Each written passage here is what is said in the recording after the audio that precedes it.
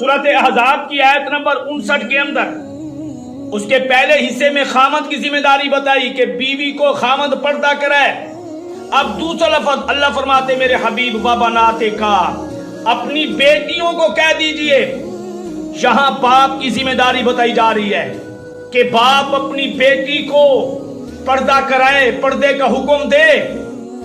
جب تک اس کی چار دیواری میں ہے، بیٹی اس کے گھر ہے تو باپ کی ذمہ داری ہے. جب اس کی شادی کر کے دوسرے گھر بھیجے گا پھر خاوند کی ذمہ داری شروع ہو جائے گی. لیکن آج باپ کی ذمہ داری ہے کہ وہ بیٹی کو پردہ کرائے. میں یہ سمجھتا ہوں کہ اگر باپ اپنی ذمہ داری صحیح نبھائے نا تو دوسرے گھر میں جانے کے بعد خاوند کو کہنا نہیں پڑے گا، خاوند کی بیوی خود بخود پردہ کرے گی.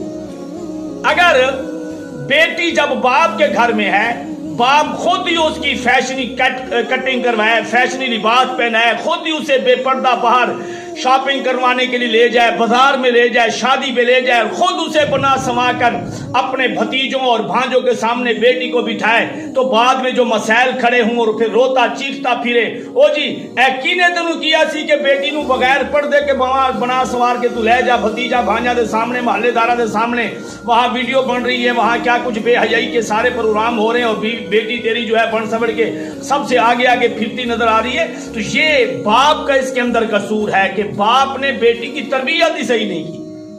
یہاں بیٹے باپ کی ذمہ داری بتائی کہ بیٹی کو پردہ کراؤ. وبناتے کا اللہ اپنے نبی سے فرما رہے اپنی بیٹیوں کو پردے کا حکم دے.